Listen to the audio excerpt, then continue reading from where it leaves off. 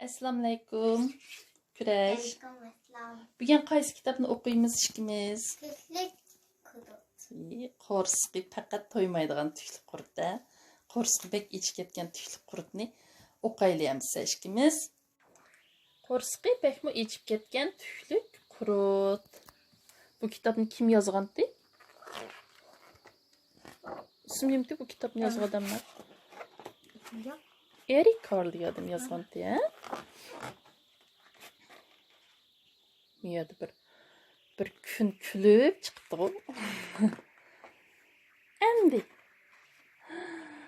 ay nur chechib turgan bir tal yupurmoq ustida intayin kichik bir tal nima bor ekan? Bir tuxum bor ekan. Ha, bir tal kichik tuxum bor ekan. Mana miya turdi bu kichik tuxum. O'rmonlikdagi bir yo'g'on yupurmoqning ustida yetibdi. Ay bo'lsa dumloq to'lin ay borki osmonda. Shunaqmi? Ayning nurida yetibdi. Wow!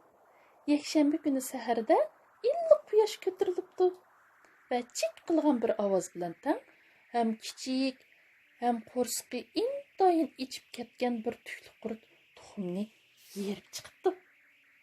Bu tuxumning ichida asli bir kichik tufli qurut bor ekan, shunaqmi? Shuning bilan bu tufli qurut chiqqandan keyin qo'sqi aslbek ichib ketib ekanda, shuning bilan tuxumdan chiqqan tufli qurut atrofga qarab yeydigan narsa izlashga boshlabdi. Shuning bilan dushanba kuni kelibdi. Dushanba kuni u nima yapti? Bir olmayapti. Bir olmayapti, biroq uning qo'rsqi yanada to'ymabdi. Shuning bilan seshanba kuni kelibdi. Seshanba kuni u nima yapti? Ha, biroq uning qo'rsqi yanada to'ymabdi. Shuning bilan chorshanba kelibdi. Chorshanba kuni tufli qurut nima yapti? 3 tal olgrat yapti. Biroq uning qo'rsqi yanada to'ymabdi. Payshanba kuni u nima yapti? 4 tal bo'ljirgan yapti-da. Biroq uning qo'rsqi yanada to'ymabdi. Buning qo'rsqi nimishqa to'ymayotganda, kichik qo'rsqi uning. Shuning bilan tufli qurut juma kuni nima yeydi? Endi juma kuni nima yapti tufli qurut? 5 tal apelsin. 5 tal apelsin yapti. Biroq uning qo'rsqi Yanada to'ymabdi. bir qo'rsqi to'ymaydigan tufli qurutga burasa. Shuning bilan shanba kuni kelibdi. Mush shanba kuni mush narsalarning hammaniga o'xshamamda bu. Shanba kuni tufli qurut nimalarni yapti? Bir tal Shokolad to'rt. Bir tal muz qaymoq, Muz qaymoq. bir tal, Tarxana. yana bir tal, Pishloq.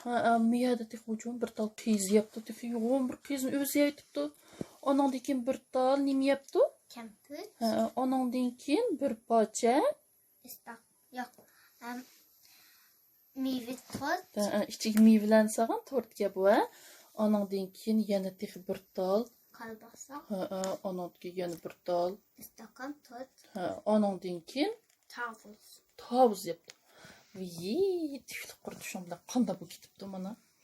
Oy, yig'lab ketaydi taqatdi, chunki uning qo'rsqi shu kuni kechda bek og'rib ketibdi, chunki bek jiq narsa yedi u. Agar biz bir kunda oshda jiq narsa yesak, bizning qo'sqimiz cho'qim og'rib ketadi. Og'irmamda qo'sqimiz. Shuning bilan ertasi yana yakshanba kelibdi. Tufli qurut bir tal yop-yeshil va yumron yupurmoq yapti. Shuning bilan u qanday bo'pti? Yaxshi bo'pti. Xeyli yaxshi bo'lib qoldi. Endi u kichik tufli qurut yo'qtirdi endi nakatdi. U cho'ng bo'lib ketibdi. Uning endi qo'rsqi ancha oshmaydigan bo'libdi. U hozir burungi kichik tufli qurut emas, balki ham yo'g'on, ham semiz bir tufli qurutga aylanibdi. O'jon, bu bek cho'ng bo'lib ketibdi hamda. Sen mi kichik ellay vaqtingda degan kichik tufli qurutdek kichikdi. Shuning bilan tomoqlarni yeb-yeblam cho'ng bo'lib ketganding. Hozir degan bek cho'ng bo'lib ketding sen. Shuning bilan tufli qurut o'ziga bir kichikkina uy yasabdi. O uyning ismi nima deganda, o uyning ismi degan g'o'zakka. Shunda u g'o'zakning ichida 2 haftadek turibdi. O g'o'zakning ichida nima ish qilganda 2 hafta? Men u yerda uxlab qoldim-ki. 2 haftadek uxlagandan keyin bir kuni u uyqusidan uyg'onib, g'o'zakni teshib chiqibdi. G'o'zakdan chiqqan tishli qurut yo'q endi. Tishli qurut nega ketdi? U yeshnaga ketmabdi, lekin u nihoyatda chiroyli bir dal kepinakka aylanibdi. Dadang! Kepinak kelgin can dostum. Bu güzel bahçamda pervaz qilgin şad. Su quyup güllerge ayni taydaim. Sen qonğin güllerge bolsun bağ avat. Sen qonğin güllerge bolsun bağ avat. Tın tın. Çoğun bu ketdi. G'o'zakni uxlab qoldi. Endi kepinak bu ketdi. Endi g'o'zak bu qoldi. Kepinak bu ketdi. Kichik, cho'ng. G'o'zakni ichida uxlaydigan. Endi kepinak, endi yana kichik. Yana o'zra qilsa kichik qurut chiqdi. Ana.